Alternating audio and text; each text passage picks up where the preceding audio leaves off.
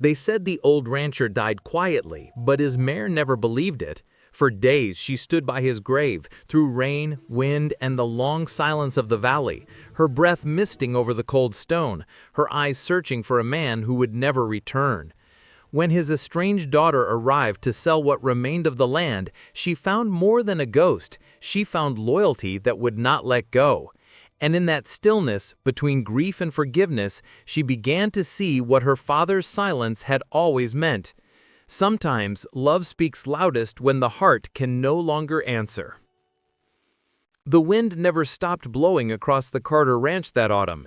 It came low through the grass and over the fences, carrying the smell of wet hay, cedar smoke, and endings. The valley itself seemed to breathe slower now, quieter, as if it knew what had been lost. Beneath the old oak, a new mound of earth lay dark against the pale grass, the only fresh mark on land that had seen generations come and go. The townsfolk had gathered 2 days before, hats in hand, their voices muted by the sound of the wind. Samuel Carter was gone. To most, he was a rancher, a man of few words and firm hands.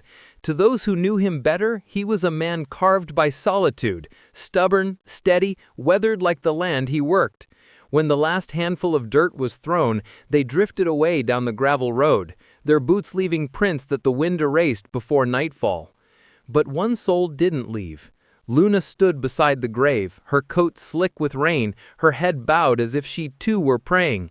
She had followed the procession from the barn, quiet and certain, never once looking back. When the people were gone and the sky turned iron gray, she stayed. Through the chill, through the downpour that came with nightfall, she stood unmoving, the only living thing that refused to accept the silence that followed Samuel Carter's last breath. By morning, frost clung to her mane. Her breath rose in slow, steady clouds. The neighbors tried to coax her back to the barn, calling softly, shaking a bucket of grain. She didn't stir. They left water, blankets, and sympathy, but none of it reached her. The mare's eyes never left the grave, dark and patient, as if waiting for a sound she recognized. Each dusk, the wind carried the creak of the gate and the rattle of the loose shingles from the empty house. The barn door swung half open, tapping gently in rhythm with the breeze, like a heartbeat fading in the dark. In the distance, coyotes sang, but they didn't come near.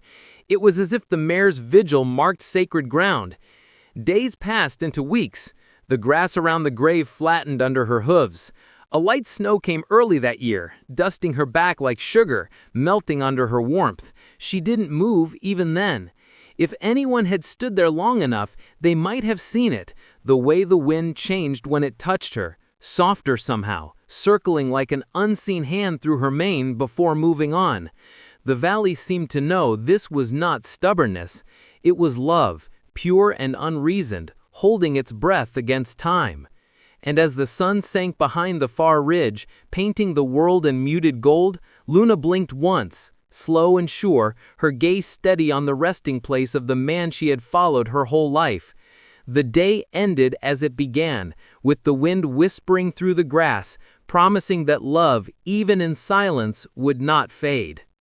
Before the land fell silent, Samuel Carter's voice had filled it, not loudly, but with the kind of steadiness that made others listen. He was a man who didn't waste words. The world had taught him that talk was cheap, but work, that meant something. At sunrise, he was already in the fields, mending fences or breaking ice in the troughs, his breath steaming in the cold morning air. By dusk, his shoulders carried the weight of another day done right, even if no one said thank you. Anna remembered that sound, the scrape of his boots on the porch, the creak of the old door, the sigh that came before dinner. Her childhood was built on those quiet sounds. There were no bedtime stories or gentle reassurances, just the rhythm of work and silence that filled the gaps between them. Yet, somewhere within that quiet, she had once felt safe. When she was little, she used to run through the pastures, her laughter trailing behind her like birdsong.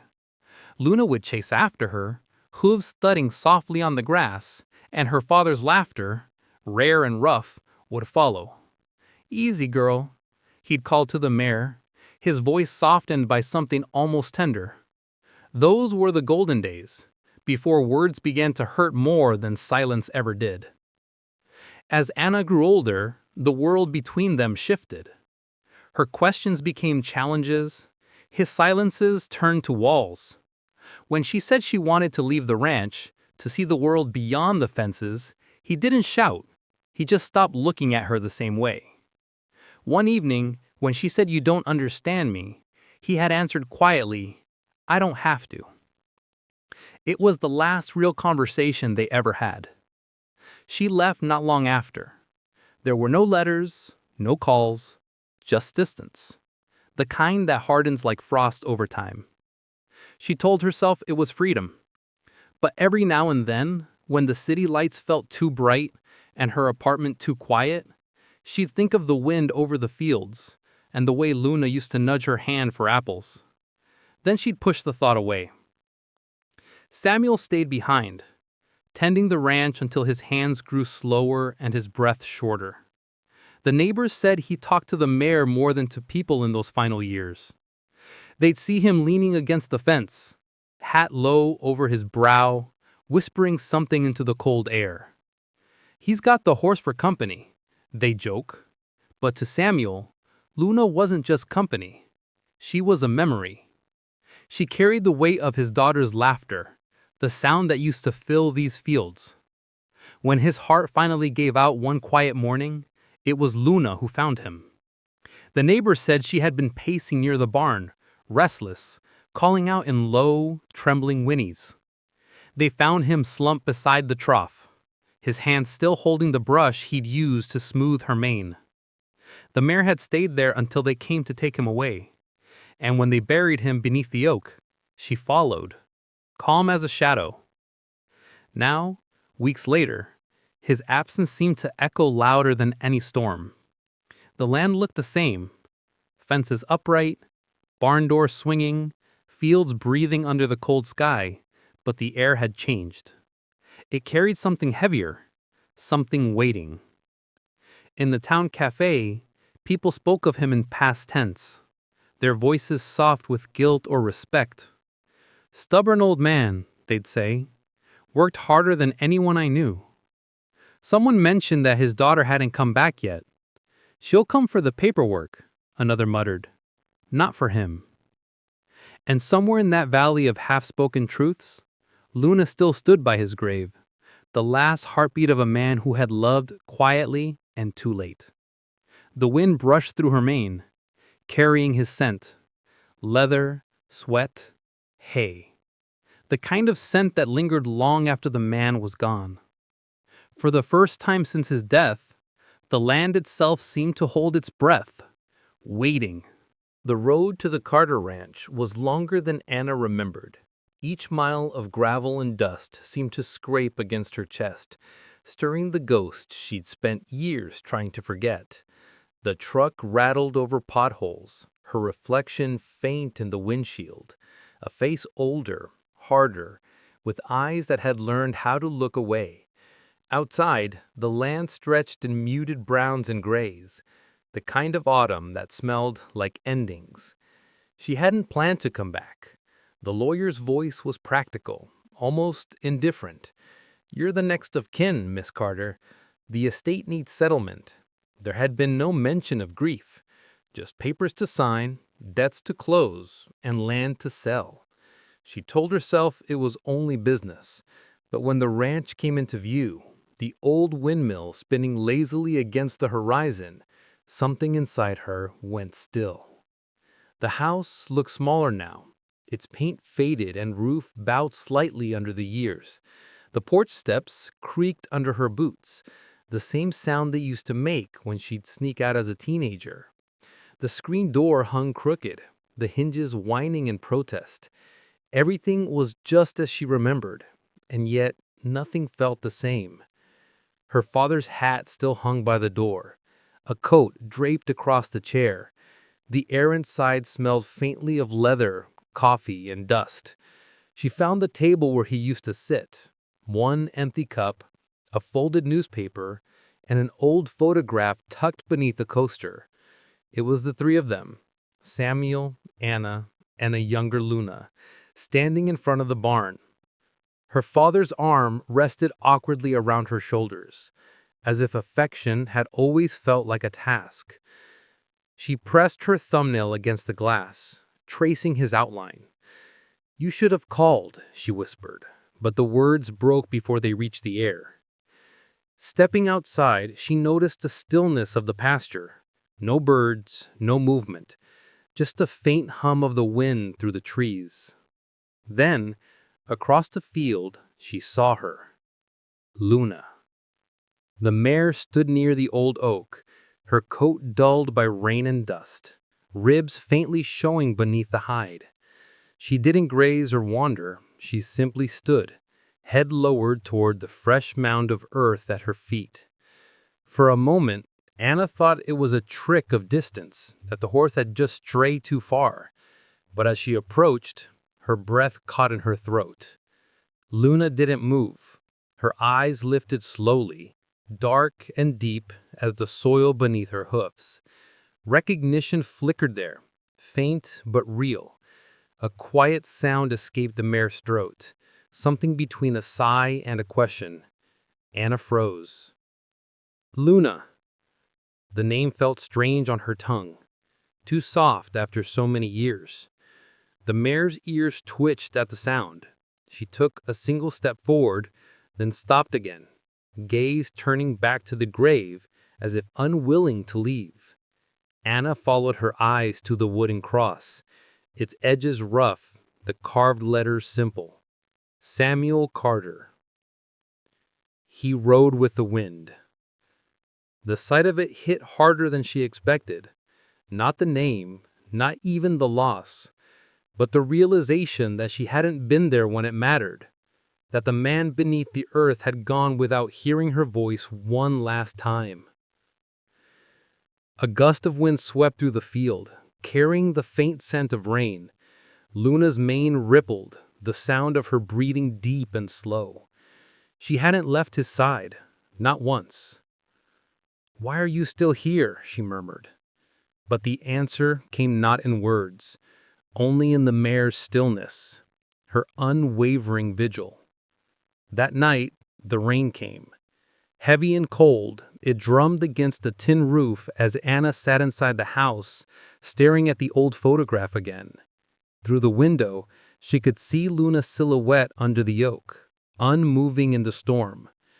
Each flash of lightning revealed her like a statue carved from devotion and sorrow.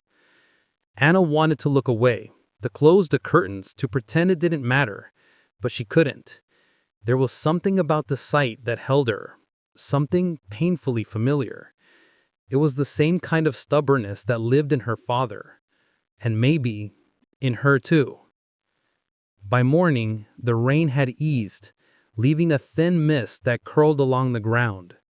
Anna stepped outside, her boots sinking into the wet earth.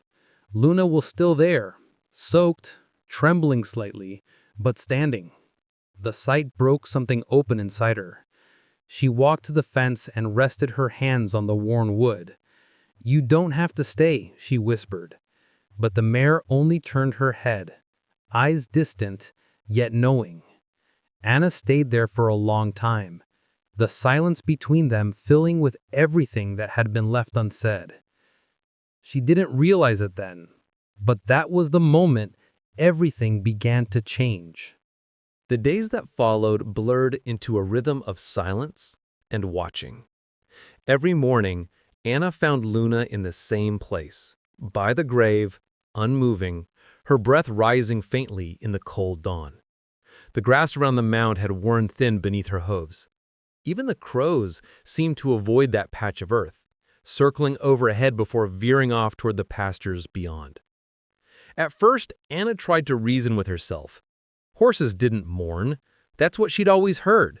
Grief was a human invention, not something that lived in muscle and bone. But each day that belief grew harder to hold.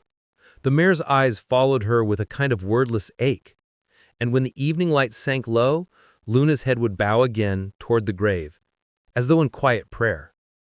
The first time Anna approached with a bucket of water, Luna flinched. not from fear, but from the effort of breaking her vigil.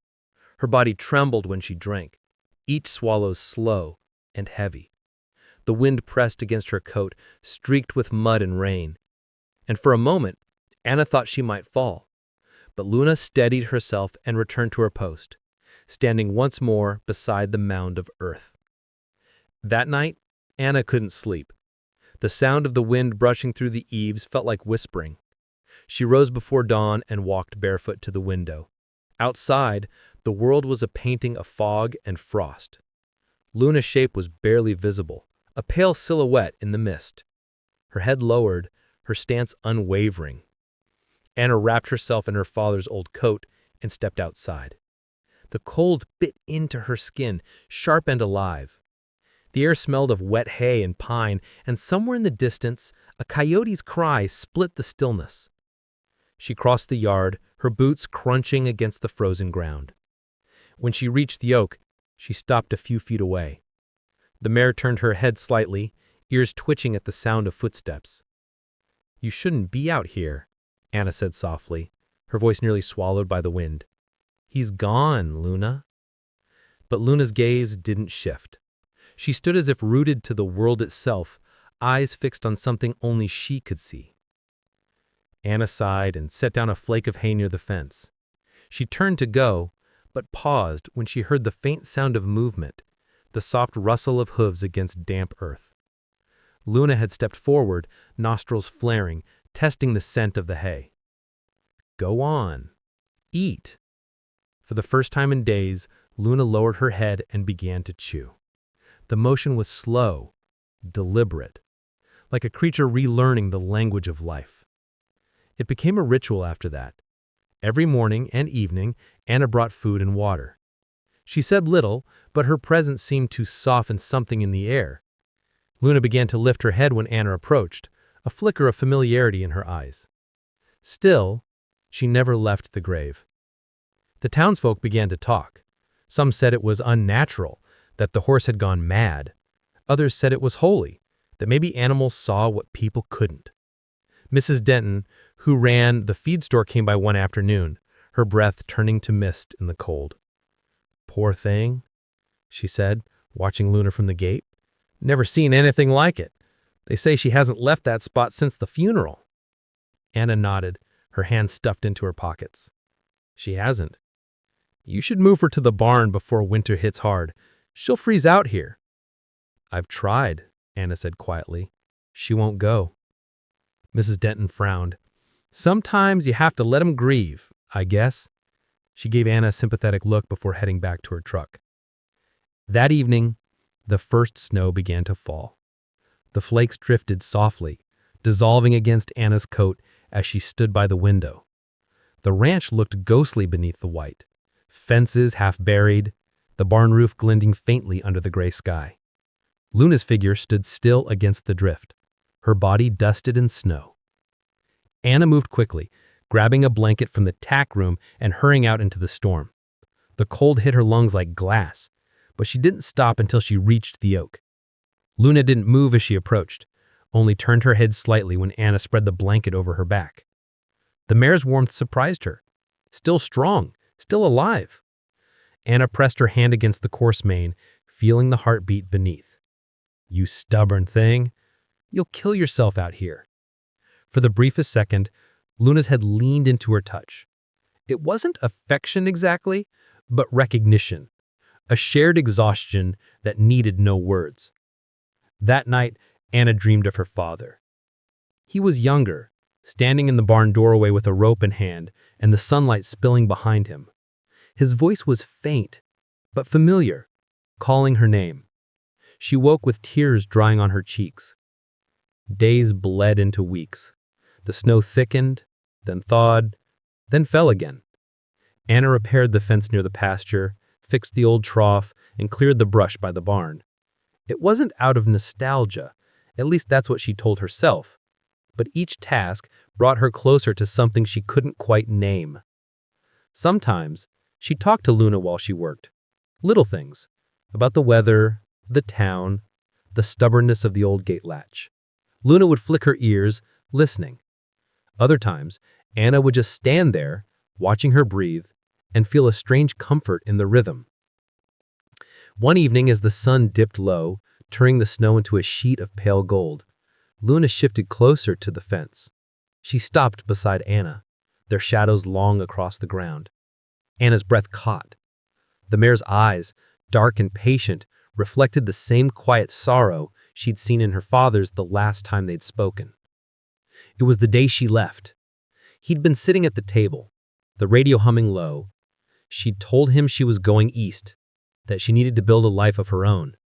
He'd nodded once, but his eyes had stayed on the window. "You do what you think's right," he said, voice rough. And that was it. No hug, no goodbye, just silence. She had slammed the door, furious at his pride, at his inability to say what she needed to hear. But now, standing beside Luna, she realized maybe he had said it, just not in the way she wanted. The wind rose, carrying the faint rattle of leaves across the ground. Luna turned her head toward the grave, then back to Anna, her breath steaming in the cold. For the first time, Anna didn't try to call her away. She just stood there, shoulder to shoulder with the mare, letting the silence speak for them both. By the time night fell, the world had turned still again. The stars hung low and clear above the valley, their light reflecting faintly in Luna's eyes. Anna whispered, "You miss him, don't you?" Luna blinked slowly, her ears twitching, and for a moment Anna thought she saw something there. Not just grief, but loyalty. Love in its purest wordless form. She stayed with her until the moon climbed high, the field bathed in silver light. And as she turned to walk back toward the house, Anna glanced over her shoulder one last time. Luna hadn't moved, but something in Anna had. She didn't know it yet, but through that silent vigil, forgiveness had already begun. Section 5. The Mirror. The Past Resurfaces. The days grew longer, and with them came a strange kind of quiet. Not the heavy silence that had filled the ranch when Anna first arrived, but something softer, like the air before spring, when the earth begins to awake beneath the frost. Luna still stood by the grave, though her steps were slower now, her strength fading. Yet her eyes held the same steady calm, as if she had made peace with the waiting. Anna spent her mornings mending fences and clearing the barn, but her thoughts often drifted to the past. The smallest things could open the door. The creak of the barn hinge, the smell of wet cedar, the whistle of wind against the trough. Each sound was a thread that led her back to another time. She saw herself at 8 years old, barefoot and wild-haired, chasing Luna through the pasture while her father laughed from the gate. His laughter had always been quiet, more like a rumble than a sound. He wasn't a man of many words, but when he spoke, the world seemed to still around him. She remembered the way he'd lift her into the saddle, his calloused hands steady and sure. He'd say, "Hold tight, she knows the way." And Luna would take off across the field, her mane flying like silk, the world rushing past in a blur of sunlight and grass. In those moments, Anna had felt weightless, part of something endless and good. But memories had sharp edges, and they cut both ways. She remembered the fights too, the years when everything her father said seemed wrong, when she mistook his silence for indifference. He had never been good at saying what he felt, and she had never been patient enough to see what he meant. The last argument had been about the ranch, about her leaving. "You think this place holds you back," he'd said, his voice quiet but tight. "But one day you'll see, it's what holds you together." She had shouted something cruel in return, words she had regretted before the door even slammed. Then came the years of distance, the phone calls that went unanswered, the letters never sent. Now, standing by the fence, Anna wished she had written even once, just one line. "I miss you. I understand now.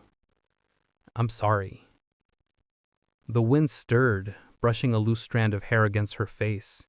She looked up and saw Luna watching her, head tilted slightly, as if reading the shape of her thoughts. "I was wrong," Anna whispered. "About him. About everything." Her voice broke and she pressed her hand to her mouth.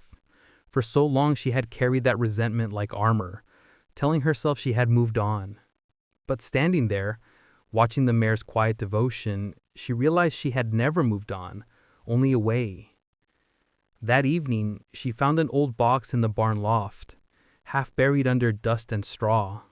Inside were the remnants of her father's life, a broken watch, a folded photograph of a woman she barely remembered, her mother, and a stack of weathered notebooks.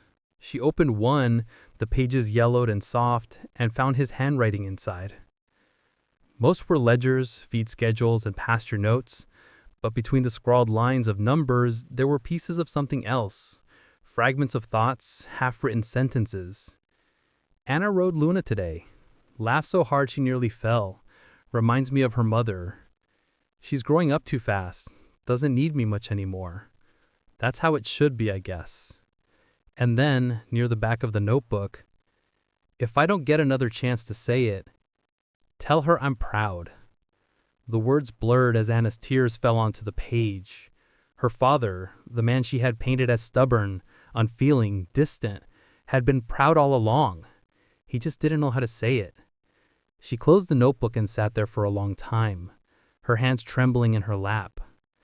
Outside, the wind rustled the oak leaves, a low murmur like a voice carried through time.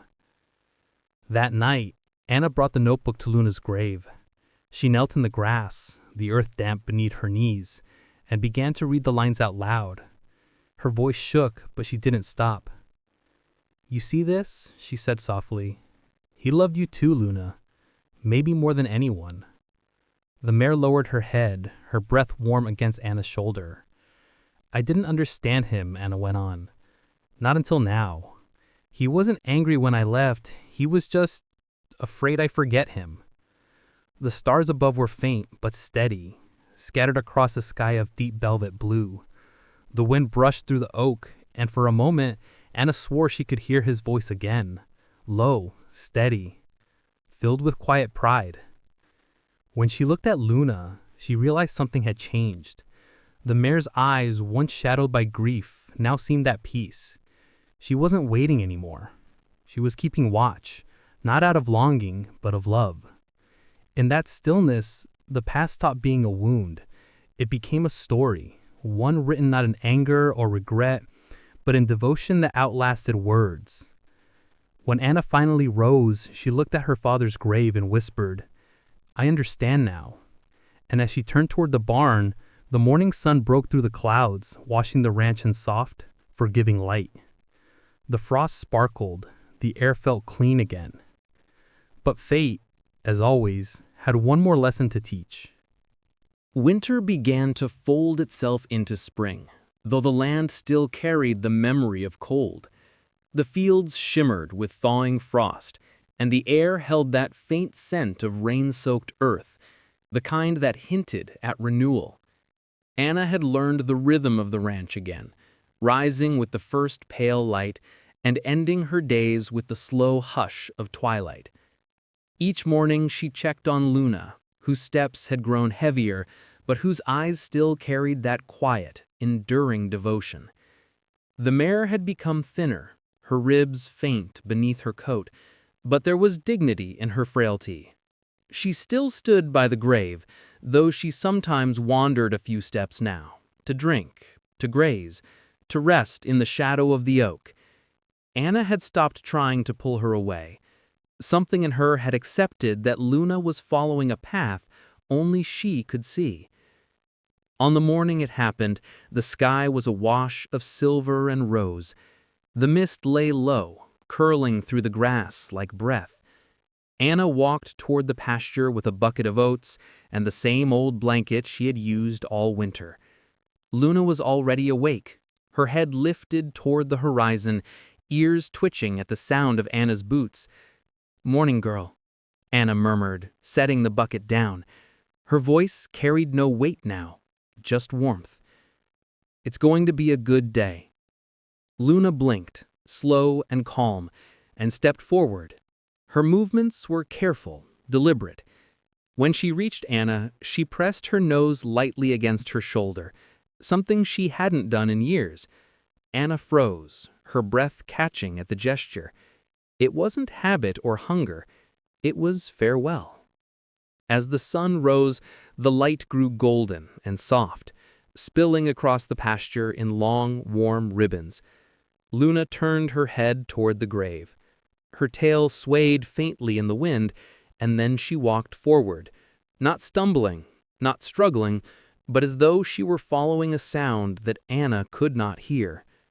She stopped beside Samuel Carter's grave, the earth still marked by the faint imprint of her vigil. The oak tree above them swayed gently, its branches whispering against the sky. Luna lowered her head and exhaled a deep, trembling breath. Anna knew before it happened. Some part of her had known for days. She dropped to her knees beside the mare, her hands gripping Luna's mane. "No, no, stay with me," she whispered, but her body was already stilling. Her legs folded beneath her, and with one last sigh, she lay down beside the grave, the same spot where she had stood for months. Her head rested against the mound of earth. The wind quieted. The birds stopped calling. Even the light seemed to hold its breath. Anna pressed her forehead against Luna's neck, her tears soaking into the coarse hair. The mare's warmth lingered, fading slowly like the last notes of a song. "Thank you," she whispered, her voice breaking. "You did it, girl. You kept your promise." Time passed differently after that, slow, suspended. The world around her carried on. The sun rose, the wind moved, but inside that small circle beneath the oak, everything had gone still. She didn't know how long she knelt there. It might have been minutes or hours. When she finally lifted her head, the light had changed, deeper now, warmer, like sunset poured across the valley. She stayed beside Luna until the last traces of daylight faded, watching the shadows stretch across the grave. The mare's face looked peaceful, almost serene. There was no struggle, no fear, just rest. That night, she couldn't bring herself to go back inside. She built a small fire near the fence and sat there beneath the stars. The wind was soft again, carrying the scent of pine and soil.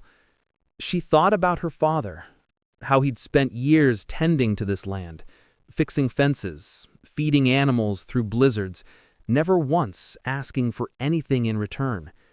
She always thought his silence meant indifference, but now she understood. It had been love, expressed through every quiet act of care. And Luna, his last companion, his final witness, had carried that love to the very end. When dawn came, Anna arose and went to the barn. She found her father's old tools still hanging on the wall, each one worn smooth by his hands. She gathered what she needed and returned to the oak. The ground was soft from the night's rain, and she worked slowly, carefully, until the mound beside Samuel's grave was ready. She buried Luna there, laying her blanket across the earth before covering it with soil. The morning light filtered through the oak leaves, dappling the ground in gold and shadow. By the time she finished, her hands were raw and trembling, but her heart felt strangely still. She planted wildflowers between the two graves, bright yellow ones that her father used to call sunbursts. He said they were the first to bloom after frost, stubborn and hopeful. When she finished, she stood there in silence, the wind tugging gently at her hair. For the first time since she'd arrived, the ranch didn't feel haunted anymore. The air felt alive again. The grief was still there, but it had changed shape, softer now, almost tender. She looked toward the hills where the morning fog was lifting and whispered, "She's with you now." The valley didn't answer, but the stillness felt full, as if it didn't need to. In the days that followed, Anna didn't pack her bags. She didn't call the realtor. She mended the fence that ran along the ridge, sanded the old barn door until it swung smooth again, and cleared the weeds from the pasture. It wasn't obligation that kept her there anymore. It was something quieter, something like belonging. One evening, she found herself sitting beneath the oak again.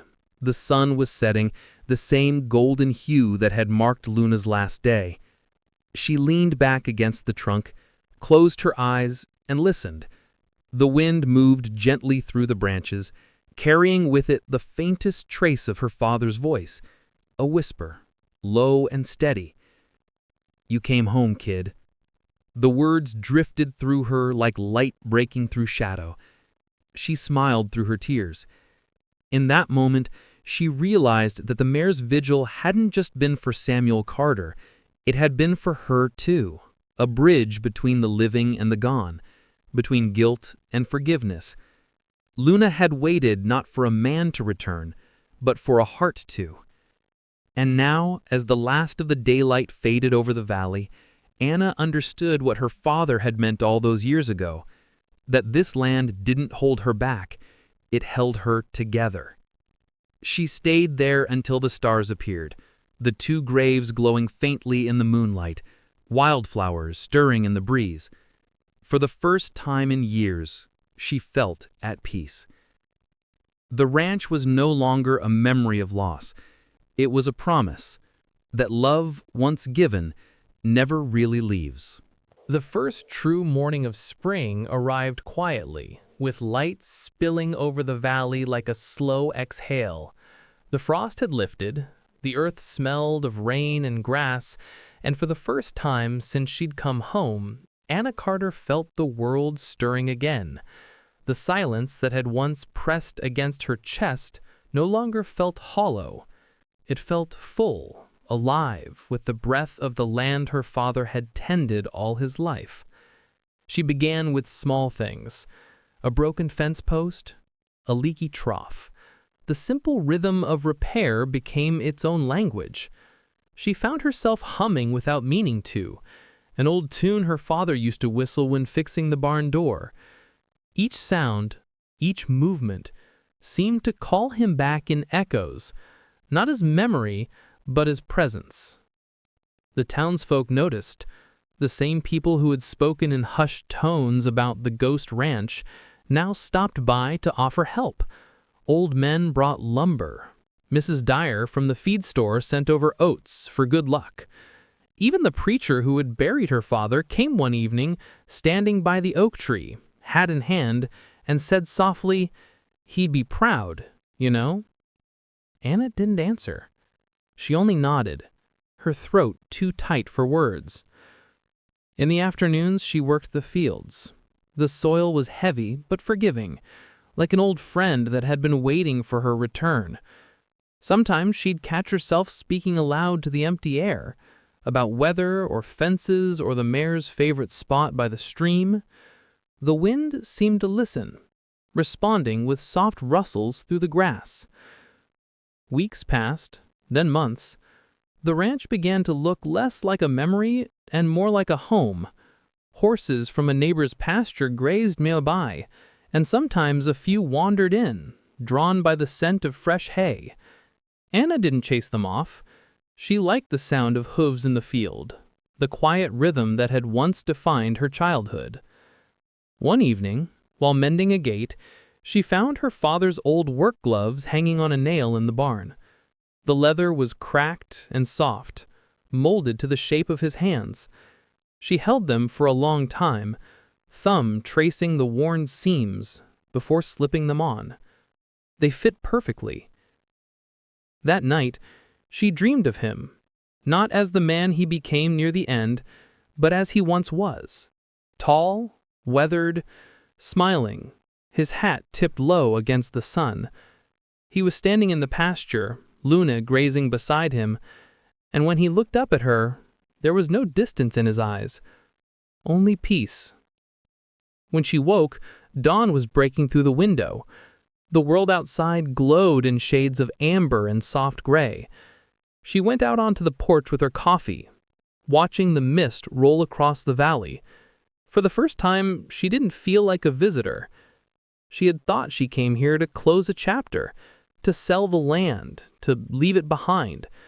But she understood now that coming home wasn't an ending at all. It was a return to the truth that had always waited for her, that love, no matter how buried, has roots that reach deeper than regret. By summer, the ranch was alive again. The fences stood straight, the barn doors gleamed in fresh paint, and the wildflowers had spread across the field like sunlight scattered in petals. Travelers passing on the county road sometimes slowed their trucks just to look, drawn by the sight of a woman working the land with quiet purpose, her hair lifted by the wind, the old oak tree standing guard behind her. And every evening, as the sky burned into gold and the valley sunk into the blue of twilight, Anna would pause her work and gaze toward the graves beneath the oak. The wind would rise then, soft but sure, carrying the scent of grass and rain, and something else too, something like gratitude. She'd smile, whispering into the fading light, "I'm home, Dad." And in the hush that followed, the ranch itself seemed to breathe with her, no longer haunted by what had been lost, but alive with what had been found.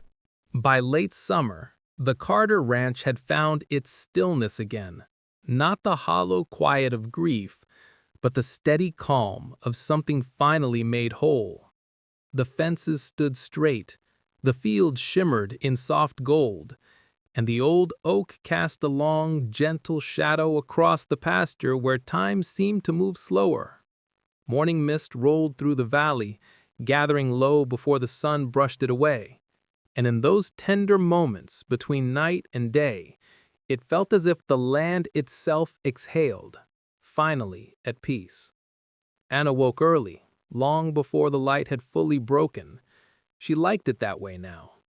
The silence was no longer heavy, it was sacred. The floorboards creaked softly under her bare feet as she made her way to the porch, coffee steaming in her hands. The horizon was just beginning to glow, faint hues of pink and amber stretching behind the far hills. She sat in her father's old chair, the one she once refused to sit in, and listened to the world come alive.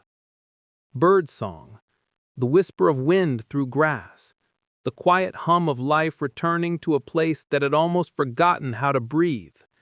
Out by the oak, the graves lay side by side, the old rancher and his mare. The earth above them was soft now, covered in wildflowers that swayed gently with the wind. Anna had kept them tended all season, not out of duty, but out of love. It was strange, she thought, how love could outlive everything, distance, pride, even death. Sometimes she spoke to them, not out loud, but in her mind. Little things she would have said if time had been kinder. She told her father about the new fence line, about the neighbors helping with the harvest, about the foal born 2 nights ago on the neighboring farm, and she thanked him for teaching her, even in his silence, how to stay, how to endure, how to love quietly. The wind shifted then, brushing through her hair like a familiar hand. She smiled, eyes closed. There was no voice, no vision, only the soft certainty that she was being heard. Later that afternoon, Anna walked the length of the pasture, the sun warm on her shoulders. The land stretched before her, wide, endless, and forgiving. Every sound seemed sharper now, the rustle of grass, the distant creak of the barn door, the soft clink of her boots against the stones. This was her father's world, and now it was hers too, not as inheritance, but as legacy. She paused at the gate, looking out across the field where Luna once ran. The memory rose so vividly it almost took her breath. A little girl with ribbons in her hair, her father's laughter echoing across the wind as the mare galloped through the tall grass. That sound had faded long ago, but now it returned, faint, yet unmistakable, the echo of joy reborn through memory. For a moment, she saw it. The shimmer of that day caught between sunlight and time, the man, the mare, and the child. Then it was gone, leaving only the whisper of leaves and the steady rhythm of her own heartbeat. Dusk came quietly. The sky deepened into amber, then violet, then the dark indigo of night. Stars began to appear, one by one, as if the heavens themselves were lighting candles for the souls below.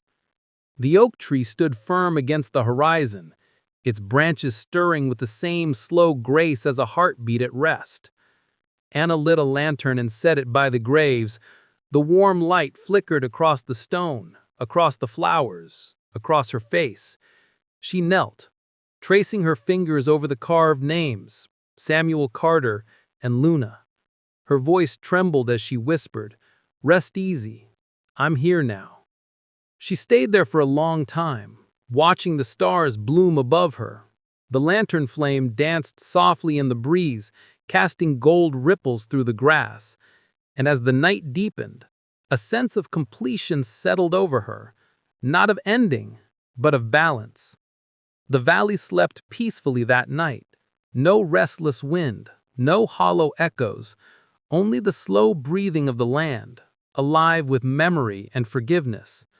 When Anna finally rose and turned back toward the house, the moon hung high, silver and round, bathing everything in quiet grace.